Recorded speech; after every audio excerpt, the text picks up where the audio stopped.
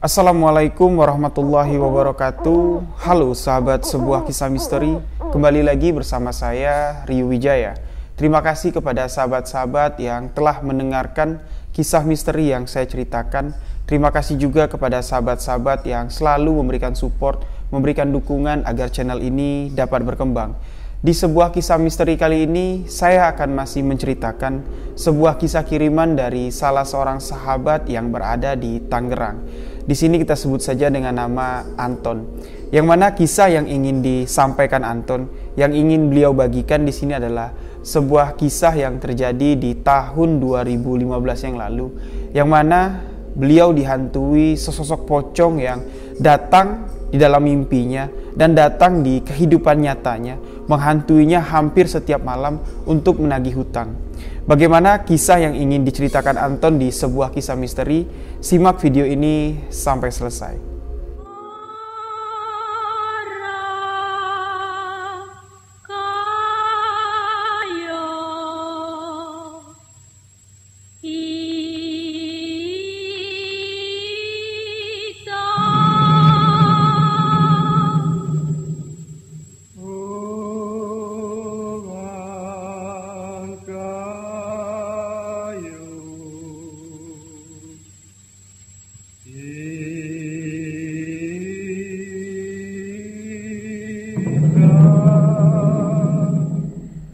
Jadi di sini Anton ingin menceritakan, ingin membagikan pengalaman misterinya yang dialami di tahun 2015 yang lalu. Anton menceritakan sebenarnya kisah ini terjadi ketika awalnya terjadi ketika dia masih duduk di bangku SMA. Jadi di bangku SMA itu, ketika di SMA kelas 1, Anton memiliki 4 orang sahabat yang bernama Ayu, Dimas, Imam, dan Arya. Jadi mereka berkenalan di sana, singkat cerita, sampai lulus sekolah. Di tahun 2014, mereka menjadi sahabat baik. Boleh dikatakan di sekolahan itu menjadi geng lah. Nah, namun di sini, di antara mereka berlima hanya ada salah seorang wanita. Wanita cantik yang sesuai dengan namanya Ayu, yang memiliki kepribadian yang sangat baik. Nah, Ayu ini ternyata berpacaran dengan Dimas. Nah, di sini Anton, Imam, dan Arya memanfaatkan kedekatan Ayu dan Dimas, yang mana Ayu ini adalah seorang yang sangat baik. Ya boleh dikatakan Ayu lebih mementingkan sahabat-sahabatnya Anton, Imam, dan Arya daripada pacarnya sendiri si Dimas ini. Nah, jadi di sini Anton menceritakan bahwa kedekatan mereka ini ketika Ayu dan Dimas pacaran itu sering dimanfaatkan oleh mereka ya, oleh Imam, Arya, dan Anton. Anton selalu mencari tahu kalau Ayu sudah ngedate ya sama si Dimas. Dia selalu menelpon Ayu, "Yuk, lu lagi di mana? Lagi sama Dimas ya?" "Iya nih, gue lagi sama Dimas." "Di mana yuk? Di kafe ya?" Nah, ketika tahu kalau Ayu sama Dimas lagi di kafe, mereka langsung nimbrung ke sana ya. Langsung istilahnya nyari kopi sama cemilan gratis lah, sambil ngerecokin orang lagi pacaran. Nah, di sini Ayu yang memang sulit menolak kedatangan sahabat-sahabatnya ini, ya dia welcome aja lah, karena ya mereka sudah dekat ya. Namun di sini nggak seperti Dimas. Dimas merasa terganggu karena sudah terlalu sering mereka ngerecokin ketika Ayu dan Dimas lagi ngedate. Nah, di sini juga mereka ya keterlaluan ya.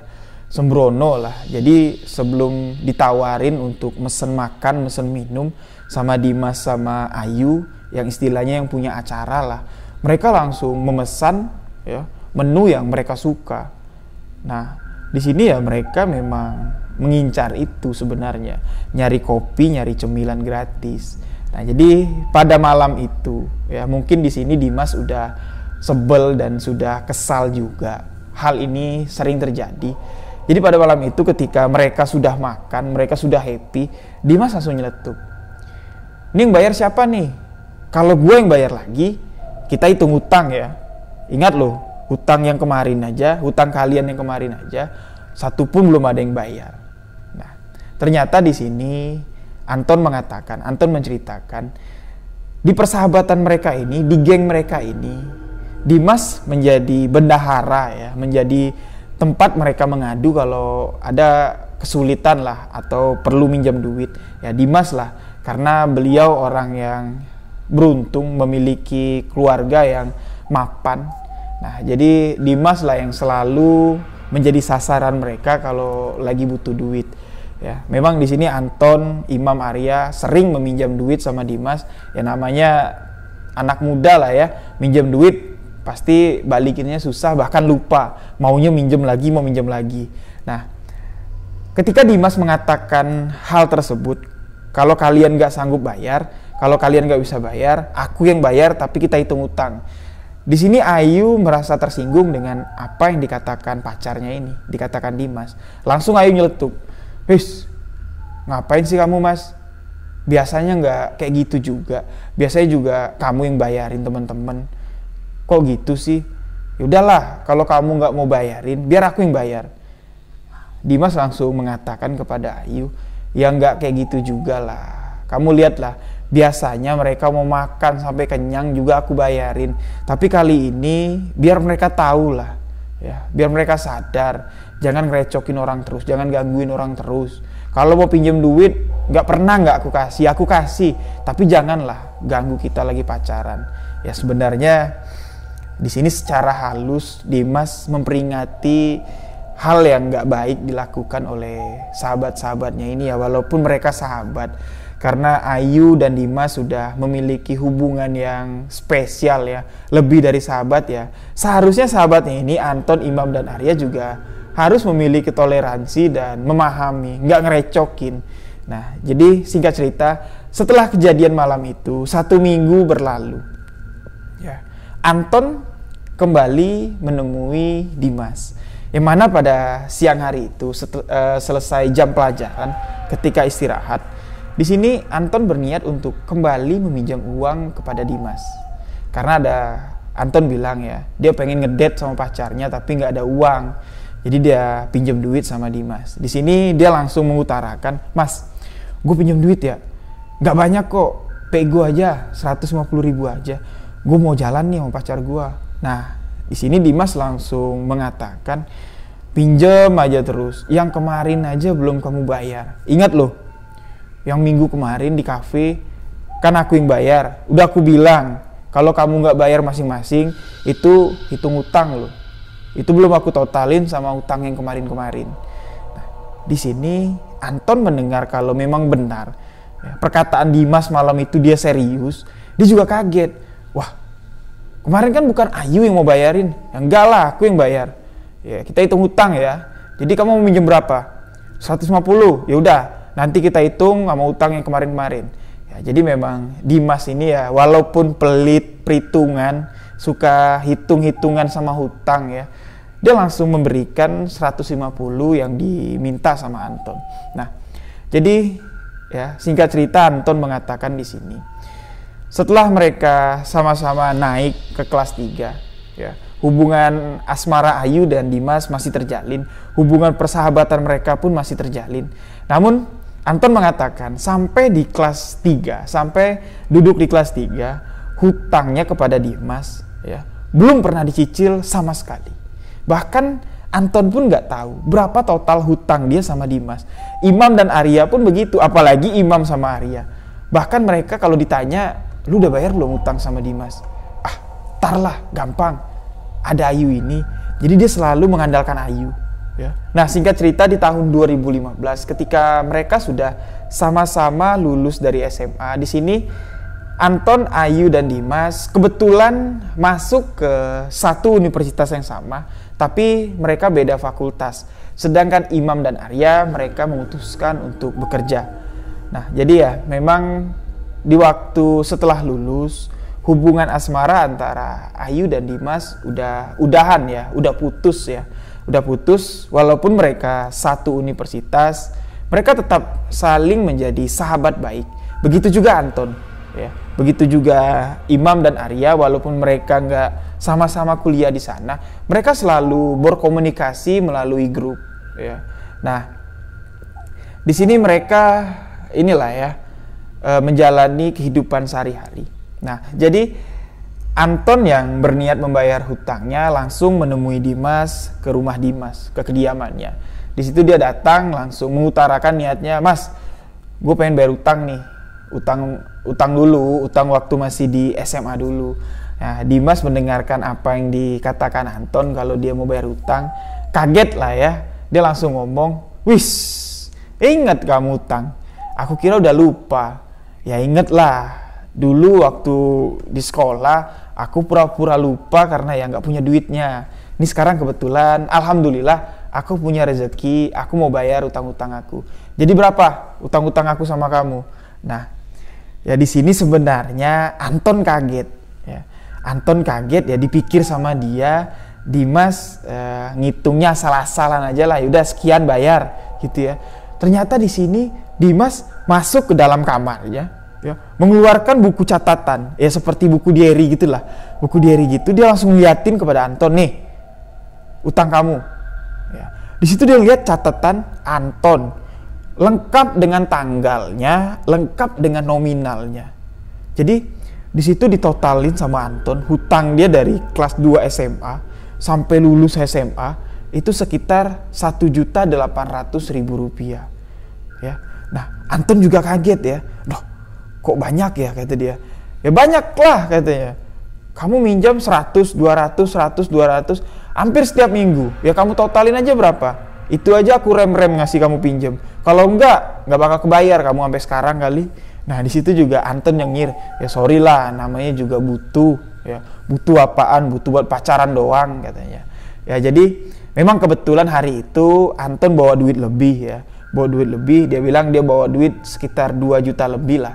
Nah, jadi hutangnya 1.800.000 langsung dibayar ke Dimas. Nah, jadi setelah membayar hutang ke Dimas, ya, diterima sama Dimas. Ini gue terima ya, ini gue terima 1.800.000 hutang yang dulu pernah kamu minjam. Tapi ingat, ini pokoknya loh, 1.800.000 ini pokoknya, belum kita hitung bunganya. Nah, ya di sini Anton kembali kaget mendengar kalau pakai bunga. Nah, ya Dimas langsung menjelaskan, ya udah lagi nih ya, kalau kamu pinjam uang sama rentenir, ya, udah begini lama, kamu hitung lah berapa bunganya. Kalau sama aku nggak masalah lah, ya, bunganya kecil aja lah. Jadi kamu pinjam 1.800.000, yaudah kamu bayar bunganya 600.000 aja. Ya. Di sini sebenarnya Anton bingung dan sebel juga ya sama Dimas. Tapi apa yang dikatakan Dimas juga betul. Hutang yang sudah dipendamnya, ya, duit yang sudah dikeluarkan Dimas, dipinjam sama Anton yang sudah cukup lama ya, sudah hampir 2 tahun lebih, bahkan Dimas nggak pernah nagih sama sekali. Ya di sini cuman Anton bilang, ya udahlah, kalau memang masih ada bunganya, nantilah ya. Tapi ingat ya, bunganya nggak pakai bunga lagi. Jadi 600.000 nanti plek aku bayar, hutang kita selesai. Ya di sini Dimas bilang ya tergantung berapa lama waktu kamu bayar hutang aku. Ya tapi di sini ya Anton sudah mikirnya, yang penting niat aku bayar utang udah selesai. Pokoknya udah selesai, ya bunganya ntar lah urusannya. Ya. Nah di sini juga Anton melihat di balik lembaran catatan hutangnya, di situ juga ada hutang Imam dan hutang Arya. Ya, dia melihat ya total hutang mereka cukup banyak. Ya. Nah di sini dia nanya sama Dimas, Mas, apa kabar nih anak berdua? Ada nggak bayar hutang? Udah mati kali, katanya. Wis nggak boleh gitulah, gitu-gitu teman kita juga, walaupun jarang ketemu kan di grup kita ngobrol terus. Ya tapi aku nggak pernah nagih lah, biarin mereka ingat sendiri. Ntar juga ada waktunya kalau aku butuh aku pinta, aku tagih. Ya udahlah serah kamu. Ya udahlah ya, singkat cerita siang itu pertemuan mereka selesai, dan di sini dalam hati Anton sebenarnya hutang piutang Anton sama Dimas sudah kelar. Masalah bunga kan bunganya tidak dibicarakan, tidak ada perjanjian lah masalah bunga. Itu ya memang dasar si Dimasnya aja yang pelit dan perhitungan, kasih bunga seperti itu. Dan di sini pemikiran Anton, udah hutang gue lunas. Singkat cerita ya, setelah kejadian itu, beberapa bulan setelah kejadian itu, tiba-tiba sesuatu hal menimpa Dimas. Ya. Anton mendapat kabar di grupnya, ya, di grup WhatsApp. Di situ mengabarkan kalau Dimas meninggal dunia karena terserang demam berdarah, DBD. Dimas diopnam selama 2 hari dan beliau meninggal dunia. Nah, kejadian ini sempat heboh ya, karena ya memang baru-baru ini mereka ketemu di kampus dan Ayu juga mengatakan masih berkomunikasi dengan Dimas, namun ya memang 2 hari belakangan ini nggak ada kabar. Ya, di grup juga sepi, di telepon juga nggak pernah diangkat, nomornya aktif tapi nggak pernah diangkat. Nah, yang lebih mengejutkan lagi, kalau demam berdarah yang diderita oleh Dimas ini dalam 2 hari langsung bisa merenggut nyawanya. Ya, mereka di sini berpikir kalau semua ini adalah suratan yang maha kuasa ya, ajal yang nggak bisa kita tolak, ajal nggak tahu datangnya kapan. Ya, dimanapun, kapanpun bisa aja ajal datang sesuai takdir yang sudah dituliskan. Jadi singkat cerita, ya, mereka datang ke rumah duka. Mereka berkumpul di sini. Ada Ayu, ada Anton, ada Imam, ada Arya. Mereka melihat di sana jenazah almarhum disemayamkan. Ya, mereka ikut ke pemakaman. Mereka mengantar jenazah almarhum Dimas menuju ke tempat peristirahatan terakhirnya, ke liang lahat. Dan banyaklah ya teman-teman di masa SMA datang yang tahu kabar ini dari grup WhatsApp, dan teman-teman yang ada di universitas datang. Jadi setelah dimakamkan, malamnya diadakan pembacaan Yasin dan tahlil. Mereka pun hadir. Nah, pada malam itu acara diadakan ba'da Isya. Jadi kurang lebih sekitar jam 8 acara dimulai. Di sini yang sedikit membuat Anton heran, ketika pada malam Yasinan itu ya, jelas dia melihat sosok dari Dimas almarhum ada di antara orang-orang banyak itu. Tapi di sini Dimas sudah tidak seperti biasa lagi, tidak menggunakan pakaian layaknya manusia, namun sosok yang dilihat oleh Anton jelas itu adalah wajah Dimas dengan menggunakan pocong. Persis ketika dia melihat jenazah terakhir dari Dimas. Di situ pocong yang dia lihat masih menggunakan sumbatan kapas yang ada di hidung dan di mulutnya. Di situ Anton jelas melihat di antara orang-orang yang sedang duduk membacakan Yasin, di situ juga ada terlihat sosok dari pocong almarhum Dimas. Namun di sini Anton pada malam itu tidak memberanikan diri, atau tidak beranilah mengatakan apa yang dia lihat kepada teman-temannya yang lain. Dia takut nanti terjadi pemikiran yang enggak, atau terjadi fitnah ya kepada sahabatnya yang sudah baik ini. Nah, di sini Anton mengatakan setelah 2 minggu kejadian di rumah almarhum Dimas, dia melihat sosok pocong Dimas ada di acara Yasinan pada malam itu. Di sini beliau mengatakan ketika pada suatu malam sekitar jam 12 malam Anton pulang ya, selesai bermain futsal, dia pulang ke rumah. Seperti biasa, dia membuka pintu gerbang rumah, memasukkan motornya, dan beliau masuk dari pintu samping rumah. Ketika dia membuka pintu samping rumah, dia masuk. Nah, ketika dia ingin kembali menutup pintu itu, sekelebat dia melihat sosok bayangan putih melintas di depan pintu. Ya, dari luar pagar terlihat sosok bayangan putih melintas. Nah, tapi di sini dia nggak berpikir apa-apa ya. Dia mungkin ya nggak tahu apa ya. Dia langsung tutup, langsung kunci pintu. Nah, dia langsung masuk ke kamar, membereskan pakaian, dan di jam 12 malam itu dia mandi ya, karena habis main futsal ya, gerah keringatan ya, lengket karena keringat. Dia mandi, masuk ke kamar mandi. Di sini dia bilang ya, ketika dia mandi ada sebuah kaca di kamar mandi. Di situ lengkap lah ya, perlengkapan mandi. Di situ juga dia bilang ada ini ya, buat cukuran jenggot. Jadi ketika dia sedang mandi, dia melihat tepat di cermin ya, tepat di kaca itu. Jelas dia kembali melihat sosok bayangan putih. Sosok bayangan putih yang ada di kaca itu ya, jadi dia berdiri menghadap samping kaca ya. Jadi kalau ada bayangan di kaca itu berarti bayangan itu tepat di belakangnya. Jadi dia cuma sekilas sambil mandi ya, sambil pakai gayung mandi, dan terlihat jelas di kaca itu di belakang bayangan Anton ada sosok bayangan putih Ketika dia menoleh ke belakang, bayangan itu hilang. Namun ketika dia kembali menoleh ke kaca, bayangan itu muncul. Di situ masih jelas terlihat wajah almarhum Dimas. Ya, dia kembali mengingat kejadian 2 minggu yang lalu ketika dia melihat sosok almarhum Dimas. Sosok pocong itu ada di acara yasinan di rumahnya. Dengan sumpalan kapas yang masih ada di hidung dan di mulutnya. Nah, ketika melihat itu, dia jujur mengatakan, ya, walaupun belum selesai mandi, belum selesai sabunnya, dia langsung mengambil handuk, masih dalam keadaan basah, dia masuk ke dalam kamar. Ya. Cepat-cepat dia pakai baju, dia langsung tidur. Nah, keesokan harinya, kejadian ini ya karena sudah 2 kali dia melihat sosok bayangan itu. Dia mencoba menanyakan kejadian ini kepada sahabatnya yang lain, kepada Imam dan Arya. Tapi nggak di grup ya, nggak melalui grup. Di situ dia melalui Japri, di Japrinya ke WhatsApp masing-masing. Dia menanyakan, setelah Dimas meninggal, kalian merasa sesuatu yang aneh nggak? Ya, misalnya kejadian-kejadian yang nggak pernah kalian alami lah. Ya, di sini pertama ya, yang di WhatsApp atau ditanyakan oleh Anton adalah Imam. Imam mengatakan, nggak ada apa-apa kok, biasa-biasa aja ya, palingan gue merasa kangen aja lah sama beliau. Gue masih ada hutang sama dia tapi belum sempat gue bayar. Nah, ya mendengar itu ya si Anton nggak nanyain lagi ya panjang lebar.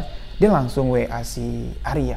Ya, gue mau nanya nih, setelah Dimas meninggal, lu pernah ngalamin kejadian yang aneh nggak? Kejadian aneh apa? Nah, di sini Arya mengatakan, gue malam kemarin seperti mendengar suara Dimas, ya, ngetuk-ngetuk pintu, manggil, ya, Arya.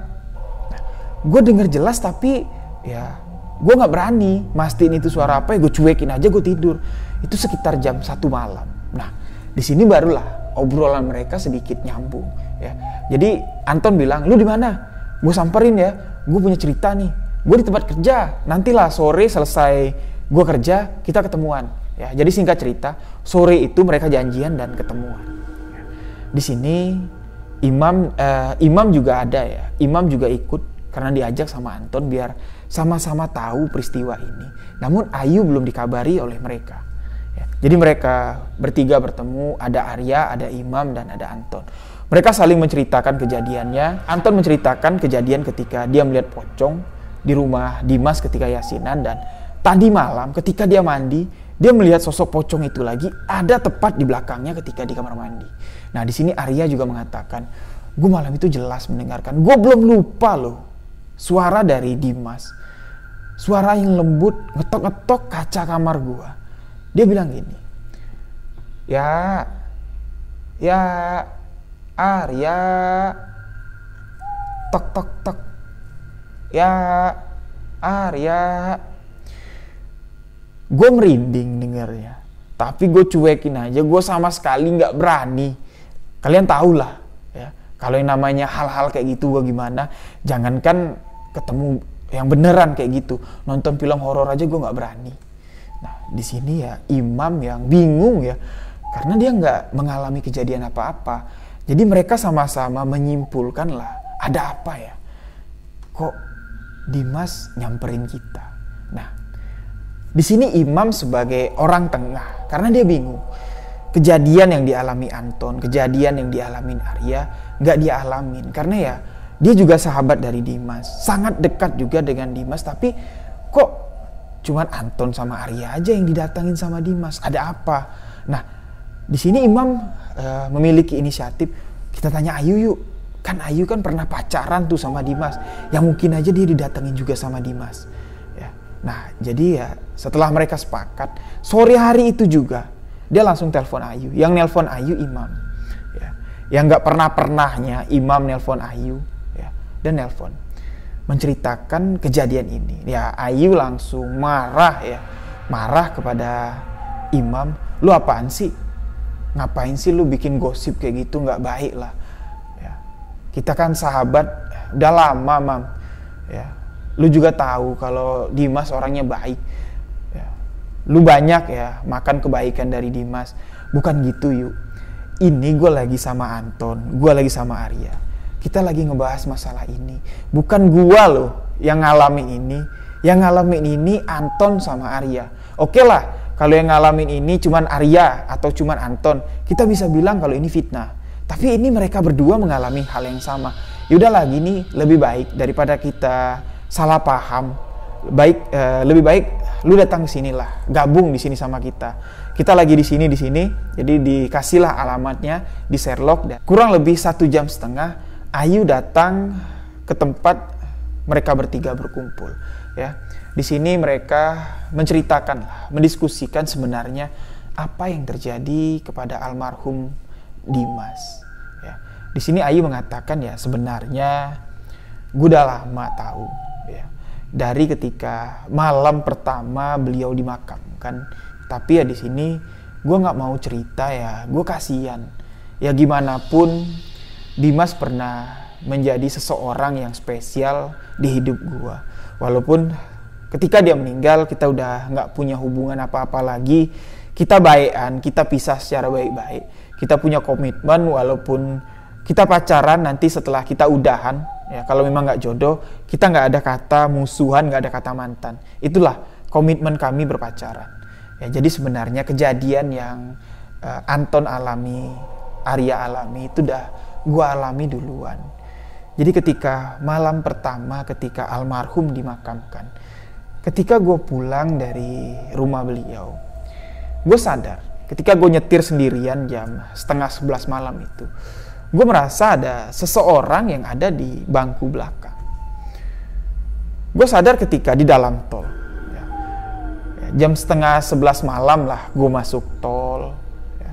Jadi di tengah-tengah tol yang keadaannya sepi sekali pada malam itu, gue merasa ada seseorang yang ada di belakang. Gue merasa mendengar seperti ada gesekan di bangku belakang. Persis seperti ada orang yang duduk gelisah. Goyang kiri, goyang kanan, dan gue mencoba untuk memberanikan diri memutar spion atas mobil gue. Di situ gue melihat pocong dari Dimas. Persis sama seperti yang Anton katakan. Masih menggunakan sumpalan kapas yang ada di hidung dan di mulutnya. Namun di situ wajah dari almarhum sama sekali tidak berubah ketika dia masih hidup.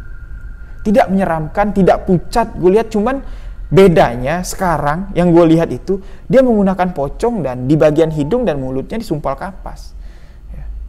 Ketika gue melihat itu, gue sadar kalau itu adalah sosok gaib atau sosok hantu lah. Ya. Gue di situ ingat dan gue membaca ayat kursi, membaca Al-Fatihah. Ya. Ketika gue lihat ke belakang lagi, sosok itu udah nggak ada lagi. Ya. Setelah 3 hari kejadian itu, pada malam ketiga, gue kembali didatangi oleh sosok pocong itu di dalam mimpi. Namun sama sekali pocong itu nggak berkata apa-apa. Jadi di dalam mimpi itu, ya, gue cuman tiba-tiba bertemu aja sama pocong itu. Nah, di situ juga sama sekali pocong dari Dimas tidak memiliki perawakan yang menyeramkan seolah-olah ingin menakut-nakutin gue. Nah, ya dia, setelah kejadian ini mereka menyimpulkan ada apa kok Dimas kok bisa bangkit dari kuburnya, datang ke mimpi mereka, ya, datang menghantui si Anton, datang mengetuk-ngetuk kaca kamar si Arya. Jadi setelah perbincangan malam itu nggak menemukan penyebabnya lah, ya, nggak nemuin penyebabnya. Singkat cerita mereka bubar. Nah, setelah bubar, ya, yang tadinya si imam yang sama sekali tidak mendapat teror, satu-satunya orang yang tidak mendapat teror dari pocong dari Dimas, setelah pulang di jalanan dia selalu terfikir cerita dari teman-temannya ini. Ya, setelah pulang ke rumah dia tidur. Nah, di sini dia terbangun mendengar suara yang tepat sekali ada di samping telinganya. Mam, Mam, ingat ya, hutang kamu masih ada. Ketika dia mendengar bisikan itu, dia mencoba untuk duduk dari tidurnya. duduk dari tidurnya dan mencari sumber suara yang berbisik di telinganya. Jelas dia mendengarkan dari telinga sebelah kanannya. Ya. Berarti dia tidur telentang seperti ini. Sebelah kanannya adalah pintu kamar. Ya. Dia mencoba membuka pintu kamar, namun tidak ada sosok apa-apa. Ya. Dia kembali tidur lagi. Ketika dia memejamkan mata, kembali terdengar suara itu. Mam, ingat ya, kamu masih ada hutang sama aku. Nah, setelah dia kembali memastikan suara itu dan kalimat hutang, di situ dia langsung membayangkan almarhum Dimas. Nah, malam itu yang tadinya imam seorang yang berani, ya, dia memutuskan untuk tidur di kamar adiknya. Karena setelah dia tahu kalau suara itu milik Dimas, ya, dia mengatakan, ya, mungkin kalau dia saat itu dia sedang berdiri, ya mungkin dia jatuh lemas saking takutnya. Jadi setelah dia memastikan suara itu suara Dimas yang mengatakan, Mam, ingat ya, kamu masih ada hutang dengan aku. Suara yang lembut yang berbisik di telinganya. Dia gak bisa ngebayangin kalau suara itu kembali membisikkan kata-kata itu di telinganya. Jadi dia memutuskan untuk tidur di kamar adiknya. Nah, jadi paginya dia langsung menghubungi ketiga orang sahabatnya dan dia mengatakan, gue tahu penyebab dari Dimas keluar dari makamnya. Nah, di situ siang hari mereka berkumpul lagi dan disitulah ya, Anton, Arya, Dimas memastikan kalau penyebab almarhum Dimas atau hantu Dimas, pocong Dimas menghantui mereka karena sangkutan hutang yang dulu ya, apalagi Imam dan Arya yang sama sekali belum melunasi hutangnya. Nah, disinilah ya. Di sini Anton menceritakan kalau dia sudah bayar utang. Ya. Seperti kejadiannya itulah, dia sudah bayar utang 1.800.000 dan namun di sini dia masih memiliki bunga sebesar 600. Nah, Ayu yang mendengar ini sama sekali nggak yakin. Lah, kok gitu Dimas orangnya? Ya utang sudah dibayar kok masih dianggap ada bunga. Ya, aku nggak nyangka ya kalau dia orangnya kayak gitu. Ya aku tahu selama pacaran sama aku, dia orangnya baik kok. Pribadinya aku tahu dia sangat baik. Tapi yang nggak sukanya aku sama dia tuh orangnya perhitungan banget. Ya, jadi perhitungannya medit banget. Tapi nggak pelit. Ya, dia nggak pelit tapi ya kalau mau beli sesuatu tuh dirincikan banget. Ya itu yang buat aku nggak nyaman. Padahal aku beli pakai uangku sendiri. Ya seolah-olah aku minta beliin sama dia. Ya namun ya kalau aku minta beliin ya pasti dibeliin juga sama dia. Nah disitulah ya mereka mengatakan, nah di sini karena Imam dengan Arya yang merasa bersalah karena hutangnya sama sekali belum dilunasi, semakin ketakutan. Nah jadi gue gimana ya? Ya Ton, lu aja yang hutangnya udah lunas didatengin. 2 kali lagi lu ngelihat sosok itu, apalagi gua. Ya gimana? Ya nggak tahu lah. Ya udahlah, yang penting nanti kita kalau udah ngumpul duit, sama-sama lah kita datengin orang tuanya Dimas, kita bayar. Yuk, lu kan deket tuh sama nyokapnya, temenin kita ya, anterin kita. Ya kita ngerasa bersalah lah. Ya udahlah, nggak apa-apa. Nanti juga kalau Imam sama Arya belum dapat duit, ya udahlah nanti aku bantulah. Ya Ayu yang memang memiliki kehidupan atau ya lumayan tajir lah ya. Jadi dia memutuskan daripada kedua temannya Imam dan Arya yang memang notabene kurang mampu ya, makanya dia nggak ngelanjutin kuliah, lebih memutuskan kerja ya karena nggak ada duit ya. Dia sadar daripada kebeban hutang diteror terus sama hantunya Dimas, sosok arwahnya Dimas, dia memutuskan dah pakai duit gua aja lah, kita bayar hutangnya ya. Nah jadi singkat cerita ya, mereka datang lagi berkumpul ke rumah orang tuanya almarhum Dimas. Ya, diceritakanlah semuanya sama Ayu sebagai juru bicara dan Anton mengatakan, mohon maaf tante, kalau boleh saya minta tolong, tante tahu nggak buku diari almarhum? ya, yang berwarna coklat yang ada pita merahnya. Nah, di situ lengkap tante. Di situ ada catatan hutang-hutang kami semua. Jadi kami datang di sini untuk membayar hutang-hutang kami kepada almarhum. Ya, memang di sini kedatangan mereka memang untuk bayar hutang, tapi orang tuanya Dimas nggak tahu kalau tujuannya mau bayar hutang ini untuk melepaskan teror dari hantu si Dimas. Ya tante ini karena memang orang berada ya, orang berduit, dia bilang, apa-apaan sih kalian? Kan udah saya bilang, waktu acara prosesi pemakaman anak saya, udah saya bilang kan, ya dengan nada yang tinggi, udah saya bilang kan, sebelum anak saya masuk ke liang lahat, udah saya bilang, buat teman-temannya Dimas, ya, kalau Dimas punya hutang, langsung datang ke saya, langsung saya bisa membayarnya. Buat teman-teman Dimas yang punya hutang sama Dimas, saya ikhlaskan. Ya. Saya sebagai orang tuanya Dimas, saya ikhlaskan. Ya. Yang penting sama-sama kalian maafkan kesalahan anak-anak saya semasa hidupnya. Jadi hutang piutang sudah saya anggap lunas. Dan kalau ada yang punya hutang, Dimas punya hutang sama kalian, datang ke saya dan saya yang bertanggung jawab untuk menyelesaikannya. Kalian nggak dengar. Nah, di sini orang tuanya Dimas emosi ya, karena merasa tersinggung lah. Ya.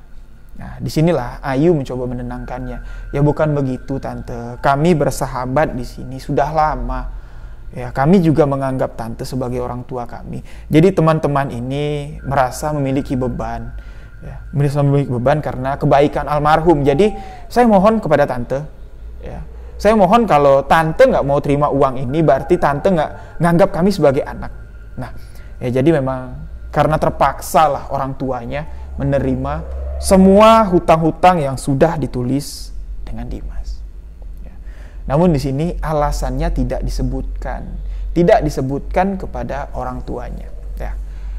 Singkat cerita, prosesi hutang mengutang telah dibayar. Nah, jadi setelah prosesi bayar hutang selesai, walaupun di sini Imam Arya membayar hutangnya dengan menggunakan uang Ayu, mereka sudah merasa lega. Dan setelah mereka bayar hutang, mereka langsung berziarah ke makam almarhum. Mereka kembali berkumpul. 5 sahabat ini kembali berkumpul walaupun salah satu mereka sudah berada di dunia yang berbeda. Di sini setelah mereka membacakan Yasin, ya, mendoakan almarhum agar tenang di sana, tidak memikirkan hutang semasa di dunia.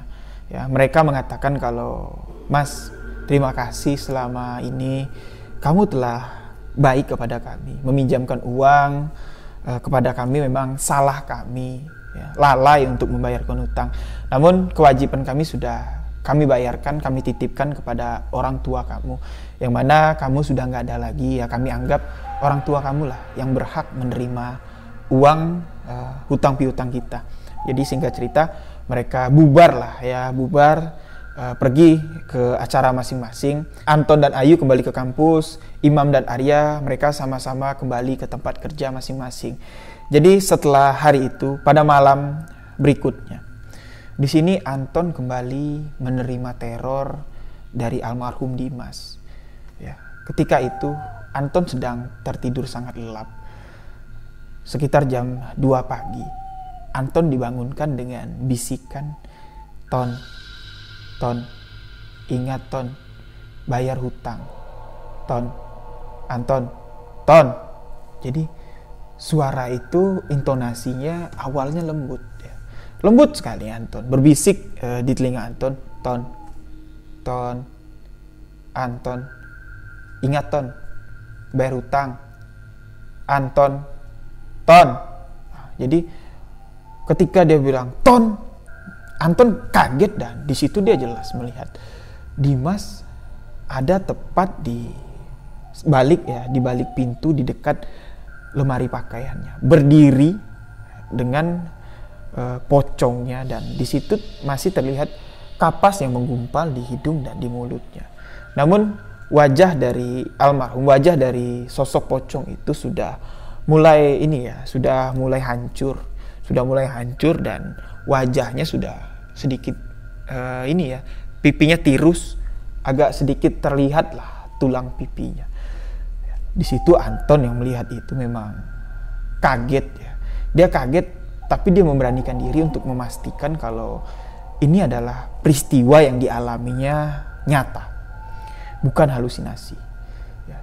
Dia mencoba duduk, memberanikan diri, menatap sosok itu. Kembali sosok itu berkata kepada Anton, "Ton, hutang bayar Ton, hutang bayar, bayar Ton hutangmu." Nah, di sini Anton menjawab ya. Anton cuma mengatakan, "Innalillahi wa inna ilaihi raji'un. La ilaha illallah Muhammad Rasulullah." Setelah kalimat Muhammad Rasulullah, sosok itu pun hilang. Nah, disitulah Anton ya, menyatakan kalau ini bukan mimpi.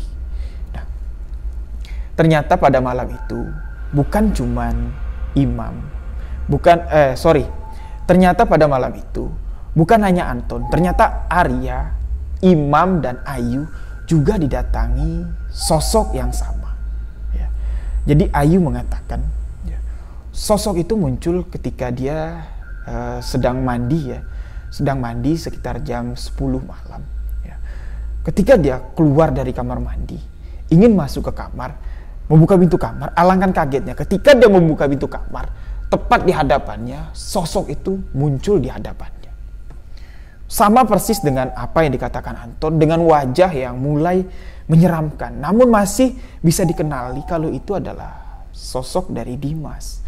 Nah, disitulah Ayu berteriak yang membuat seisi rumahnya keluar dan datang ke kamar Ayu. Jadi pada malam itu, ya, Ayu sangat ketakutan dan keluarganya pun sangat ketakutan dengan apa yang dialami Ayu. Mereka memutuskan untuk meninggalkan rumah itu dan menginap di rumah kerabatnya.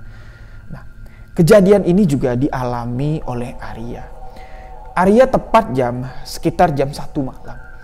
Malam itu juga, ya, kakinya seperti ada yang meniup. Ya.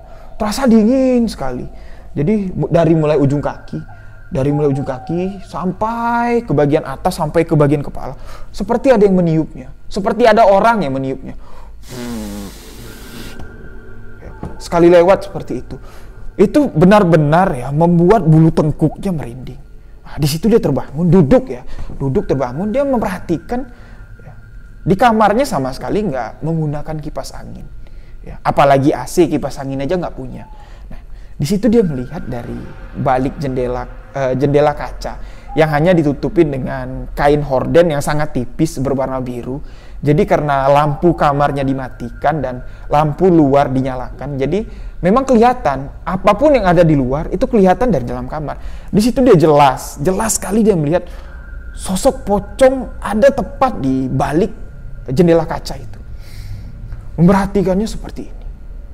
Nah, Arya yang memang orangnya penakut, dia teriak sejadi-jadinya membuat seisi rumah itu menjadi panik. Imam ya, mengalami peristiwa yang hampir sama dengan apa yang dialami Anton. Ketika dia tidur, ya, kembali bisikan itu datang. Imam, bayar hutangmu, Mam. Ya, berkali-kali ya, suara itu datang. Imam, Mam, bayar hutangmu, Mam. Nah, ketika Imam mendengar suara itu, dia langsung teringat dengan almarhum Dimas dan dia langsung duduk dengan rasa ketakutan. Nah, di situ ketika dia duduk di atas ranjang, dia mendengar seperti ya Imam ranjangnya masih ranjang zaman dulu ya. Jadi di bawah kasur ya, di bawah kasur yang masih kasur, bukan kasur busa, kasur kapuk ya. Itu adalah papan. Jadi kalau ada orang duduk atau orang berdiri lah di atas kasur itu terdengar suara ngek, krek, krek. Nah, ya, ketika dia sudah mendengar suara yang mengatakan bayar hutangmu, Mam, dia langsung duduk dengan panik, ya, mencari sumber suara itu. Nah, dia jelas mendengar dari belakangnya ini, ya. Dari belakang ini seperti ada yang menginjak kasurnya, terdengar suara krek, krek, krek, krek. Ketika suara itu mendekati punggungnya, lagi-lagi dia mendengar jelas dari belakang, ya, dari belakang sini dia mendengar, bayar hutangmu. Nah, disitulah dia langsung membalikan badan melihat pocong dari Dimas berdiri di atas kasurnya dengan wajah yang di situ dia bilang wajah itu menyeramkan sekali, dengan bagian pipi ya seolah-olah tulang pipinya di sini sudah mulai keluar, jadi kulitnya sudah mulai kering ya, sudah mulai pokoknya menyeramkan. Namun ya dia memang dasarnya pemberani ya, dia menantang sosok pocong itu. Dia kembali mengatakan, aku udah bayar utang kamu, setan kamu, pergi kamu, setan, pergi kamu. Nah, di situ pocong itu langsung kembali menjawab, bayar utangmu, bayar. Dia mengatakan seperti itu, bayar utangmu, bayar utangmu. Nah, jadi keributan dari kamar si imam ya, yang meneriakan tentang hutang, kuda bayar utangmu, setan pergi, setan pergi. Nah, jadi memang si imam ini cuma tinggal bersama ayah dan adik bungsunya, karena ibunya tinggal bersama kakak wanitanya ya. Jadi memang tinggalnya nggak begitu jauh lah ya. Jadi untuk membantu kakaknya, jadi ditinggallah ibunya. Jadi dia di rumah cuma berdua. Dua orang yang ada di rumah ini kembali masuk ke kamar si imam. Nah, ayah dan adik bungsunya itu pun melihat sosok yang ada di dalam kamar itu yang sedang berdiri. Nah, disitulah memang ayah dari imam ini mengerti.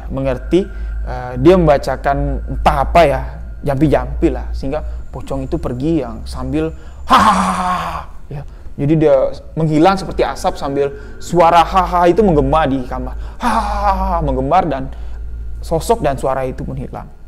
Nah, ternyata bukan hanya Ayu, Imam Arya ya, yang didatangi dan Anton yang didatangi sosok pocong ini. Ternyata ibu dari Dimas pada malam itu, sama juga di malam itu, didatangi oleh anaknya sendiri, sosok pocong itu. Jadi ibunya ini yang memiliki kebiasaan ya, karena memang ibunya single parent ya. Ayah dari Dimas almarhum sudah meninggal, sudah lama. Jadi seorang diri ya, mengurus keluarganya dan membesarkan anak-anaknya. Jadi biasa kalau malam hari sebelum tidur, dia selalu membaca ya. Jadi hobi membaca. Membaca di kamarnya ada meja baca. Membaca. Jadi malam itu dia mendengar sesuatu yang aneh, berbisik-bisik di telinganya. Bu, balikin uangku, Bu. Bu, balikin uangku ya. Jadi dia sambil baca, dia masih nggak ngeh ya kalau memang suara itu benar-benar ada. Dia mikir cuman ya karena dia sedang membaca, jadi pikirannya nggak karuan lah ya. Jadi suara itu kembali terdengar dengan sambil seperti ada yang meniup telinganya. Jadi seperti ada yang berhembus ya, seperti ada yang menghembuskan di sini. Ya, terasa beberapa helai rambutnya terbang begitu, seperti ada yang meniup. Kembali suara itu terdengar. Bu, kembalikan uangku ya. Kembalikan, Bu ya. Nah, disitulah dia langsung memastikan kalau itu adalah suara anaknya. Suara Dimas. Pada malam itu dia sama sekali tidak memberanikan diri untuk menoleh ke belakang. Jadi dia menutup bukunya tanpa menoleh ke belakang. Tanpa menoleh ke belakang, dia langsung keluar. Dia langsung keluar kamar dan menuju ruang tamu. Menuju ruang tamu, dia mencoba untuk menenangkan pikirannya, dan di ruang tamu itulah dia melihat sosok ya seperti pocong, tapi nggak jelas ya, nggak berbentuk utuh pocong, keluar dari kamar Dimas. Keluar dari kamar Dimas menuju ke dapur, melewati ruang tengah. Melewati ruang tamu yang diduduki ibu tersebut. Nah, jadi setelah kejadian itu, kelima orang ini disatroni oleh pocong Dimas. Pocong Dimas berkeliling ya, untuk menghantui kelima orang ini. Nah, jadi dengan kejadian ini, Ayu ditelepon oleh ibunya Dimas. Langsung tutup poin aja, dia mengatakan, jadi sebenarnya saya tahu alasan kalian untuk membayar hutang dari anak saya Dimas. Ya, jadi kalau kalian ada waktu sore nanti saya tunggu di rumah. Jadi ya memang Ayu yang diminta untuk mengabari teman-teman yang lain. Mereka berkumpul dan akhirnya kembali bertemu di rumah Dimas. Di rumah Dimas menceritakan bahwa kejadian ini dia alami juga. Ibunya alami juga pada malam itu. Dan mereka saling menceritakan kejadian itu. Jadi singkat cerita, mereka sama-sama berpikir dan mengambil kesimpulan. Nah, di sini Anton mengatakan, mohon maaf sebelumnya tante, kita sama-sama orang yang awam. Kita sama-sama nggak tahu ya. Jangankan untuk cara menyelesaikan urusan hantu Dimas yang mohon maaf ya, yang gentayangan. Ya. Untuk menahan rasa takut kita aja ketika sosok itu muncul, kita nggak bisa. Jadi menurut saya gimana kalau kita panggil orang yang lebih tepat. Coba kita hubungi atau kita cari ustadz yang bisa menangani hal ini. Ya kalau enggak, kita cari dukun lah untuk ngusir hantu ini. Nah, di sini Ayu setuju ya. Setuju kalau pilihannya untuk memanggil ustadz. Nah, di sini juga teman yang lain, wis ngapain sih panggil-panggil dukun? Ya, kayak orang zaman dulu aja percaya sama dukun, kata si Imam sama Arya. Yaudahlah kita panggil ustadz. Nah, jadi singkat cerita ya dipanggil lah ustadz yang sering melakukan pengajian di rumah itu ya, pengajian di rumah almarhum Dimas. Nah, di situ diceritakanlah kronologisnya, diceritakan semuanya. Dan di sini sebenarnya Pak Ustadz itu juga sambil tauziah ya, sambil berceramah lah. Tapi di sini Anton hanya sedikit mengutip kata-kata dari Bapak Ustadz tersebut. Dia mengatakan begini, urusan hutang, ya, hutang di dunia itu kita memang memiliki hak untuk melunasinya. Karena di sini kita memiliki hubungan hablum minallah dan hablum minannas, hubungan antara manusia, hubungan antara kita dan Tuhan dan hubungan antara kita dengan manusia.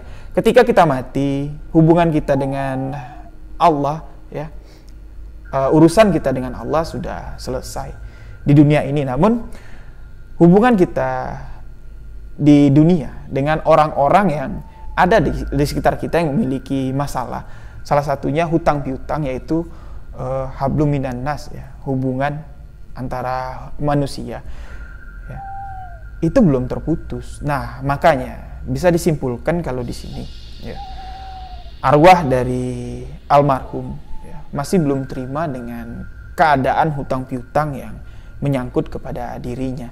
Di sini ya mungkin beliau terlalu terobsesi, atau kita nggak tahu lah ya, kesalahan manusia semasa hidupnya kita nggak tahu. Semua itu adalah rahasia milik Allah. Jadi kita manusia yang mengetahui masalah ini, lebih baik ya kita sesegera mungkin kita selesaikan agar almarhum dapat kembali tenang.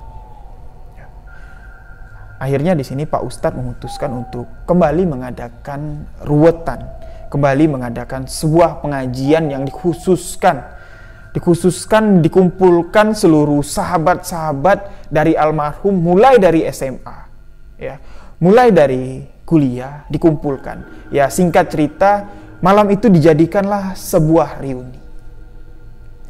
reuni akbar untuk mengenang almarhum Dimas, tepat di rumah Dimas. Ya.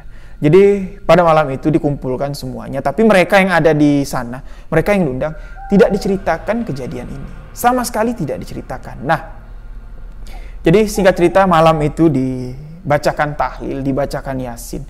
Ya.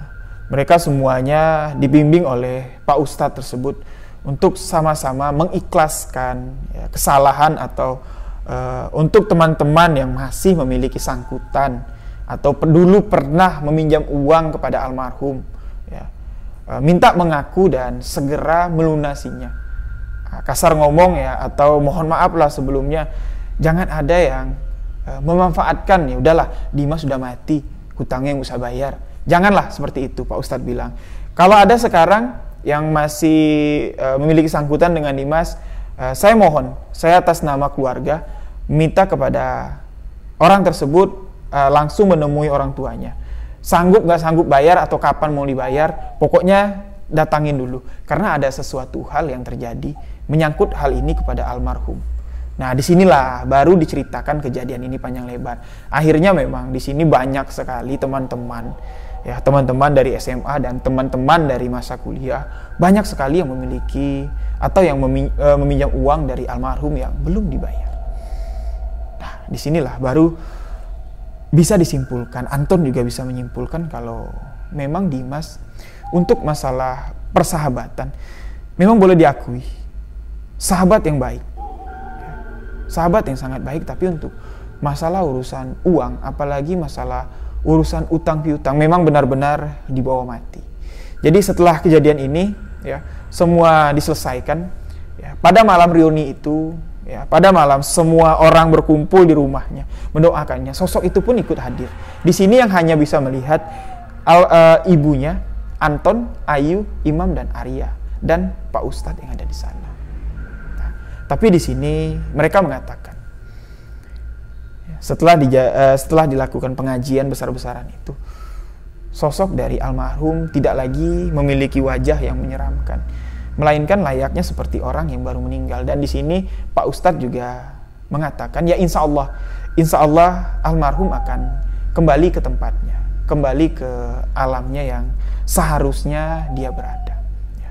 Alhamdulillah kejadian ini sudah selesai. Ya.